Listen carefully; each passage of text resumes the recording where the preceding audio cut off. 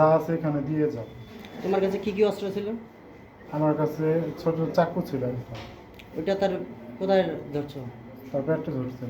ওর কাছ থেকে আমি 5,000 টাকা জোর জবরদস্তি করে রেখে দিচ্ছি। চিন্তা করছি আমি 5,000 টাকা। 5,000 টাকা। আচ্ছা, চিন্তাটা কিভাবে করলা? ওর সাথে আমার ফেসবুকের মাধ্যমে পরিচয়, পরে আমি ওরে নিয়ে গেছি আমার এলাকায়, মানে আমার বাড়িতে নিয়ে যায় আমি জোর জবরদস্তি করে চিন্তা করে 5,000 টাকা রেখে দিচ্ছি। হ্যাঁ, দেখাইছি। তোমার নাম কি? আমার নাম হচ্ছে সোহেল রহমান। তোমার বাবার নাম? মোহাম্মদ আদম আলী। বাড়ি কোথায়? উত্তর বালাপাড়া। তোর বালাপাড়া। হ্যাঁ। কত টাকা ছিল?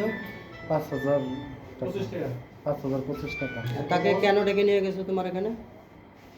আমাদের মাছের প্রজেক্ট আছে, জায়গা জমি আছে, এইসব সার ওষুধ এগুলো দেখানোর জন্য।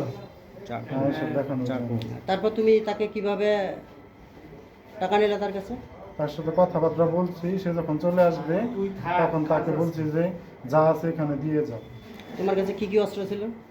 আমার কাছে ছোট চাকু ছিল একটা। ওইটা তার কোথায় ধরছো? তার পেটে ধরছিল।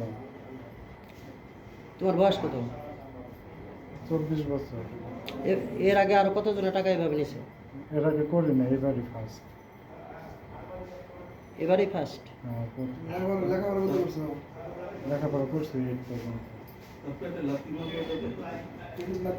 তার সাথে ধস্তাধস্তি করে তার কাছ থেকে 5,000 টাকা নিছো? হ্যাঁ।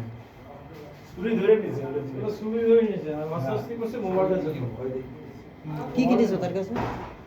শুধু 5,000 টাকা নিচ্ছিলাম, আর কিছু না? Mobile, money bag, ID card? কিচ্ছু নেই। আমি হাবিবুর রহমান বাবু, আমার বাসা চাপারহাটে। আমি অটো গ্রুপ অ্যান্ড কেয়ারে চাকরি করি। আমি কীটনাশকে চাকরি করার সুবিধাতে গতকালকে আমি যখন গরুলে মাঠ পরিদর্শনে যাই, সে তার মাঠ পরিদর্শনের কথা বলে আমাকে তার বাসায় তার কাছাকাছি নিয়ে যায়। একটা মেশিন ঘর আছে, সেখানে নিয়ে গিয়ে আমাকে আটকায় এবং আটকায় আমাকে ছুরি ধরে এবং ছুরি ধরে সেখানে আমাকে আমার পকেটে যে টাকা পয়সা ছিল সেই টাকা পয়সাগুলো সে আমার কাছ থেকে লুট করে নেয় এবং আমাকে অনেক মারধর করে এবং টর্চার করে এবং হত্যার হুমকি দেয়। এমন তো পর্যায়ে আমি সেখান থেকে চলে আসতে হলে সে আমাকে পিছন থেকে আবার ছুরি নিয়ে যখন আমাকে তাড়া করে তখন আমি তাৎক্ষণিক এক লোকের মাধ্যমে আমি ওখান থেকে তাৎক্ষণিক চলে আসি এবং পরবর্তীতে আমি বাসায় আসি। আসার পর আমার ফ্যামিলিকে জানাই এবং তার সম্পর্কে তথ্য না জানার কারণে আমি তার বিরুদ্ধে তাৎক্ষণিক পদক্ষেপ নিতে পারি নাই। আজকে তাকে আমি যখন হাতে নাতে পাই তখন তাকে নিয়ে আমি এই যে আমার কাউন্সিলে আসি এবং চেয়ারম্যান মহোদয়কে জানাই এবং চেয়ারম্যান মহোদয়ের মাধ্যমে একটা ফয়সালা উপনীত হওয়ার জন্য আসছি। এই পর্যন্ত হলো আমার ঘটনা এবং সে যে আমাকে মারছে তার একটা ভিডিও আছে, আমি তাৎক্ষণিক সবাইকে দেখাইছি এবং সেই ভিডিওটা তারা দেখছে। তোমার কাছ থেকে কত টাকা নিছে? আমার কাছ থেকে ও 5,000 টাকা নিছে। তাৎক্ষণিক আমার কাছে 5,000 টাকাই ছিল, ও 5,000 টাকা নিছে। 5,025 টাকা ছিল, সে 25 টাকা ফেরত দিয়ে 5,000 টাকা নিছে। আর কি কিনিস? আর তেমন কোনো কিছু ছিল না আমার কাছে। আমি শুধু তাৎক্ষণিক তখন আমি শুধু যে মাল বিক্রি করছিলাম তার 5,000 টাকা ছিল, সেই টাকাটাই আমার কাছ থেকে নিয়েছে। আর তেমন কিছু নাই। সে তার সমস্ত দোষ স্বীকার করছে।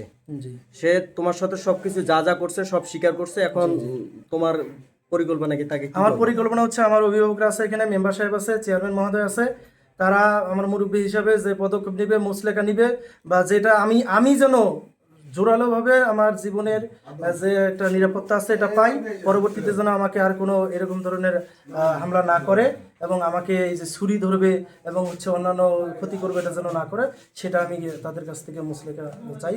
চাওয়ার পরে তারা যে ব্যবস্থা করবে আমি তাতে। মুখের ভাষা খুব খারাপ। আমি আসাতে তো মনে করো আরো জিনিসটা ভালো হচ্ছে।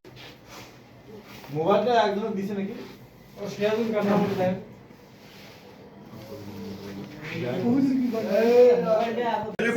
বুঝি পাইছেন? জোরে বলেন, জোরে বলেন। ছেলে কি মারধর করছে? জোরে বলেন। করে নাই। ওরা কোন ছেলে নিয়ে ছেলে যদি আবার কোনো ঘটনা ঘটায়, এরকম ঘটনা এই বাবুর মতো দায় বাকি আপনার স্বামী স্ত্রী জবাব দিবেন। আমার ছেলে যদি কোন অন্যায় করে, হ্যাঁ মুরব্বী বলেন, মানে নিবেন। আর এই ধরনের ঘটনা ঘটাবে না। ছেলেটা কি করে?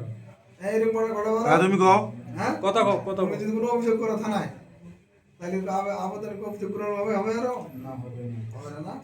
তাহলে তুমি নিজে অন্যায়কারী, নিজে দোষী। হ্যাঁ, নিজে দোষী। মডেল রেজিস্টার দিছো এভাবে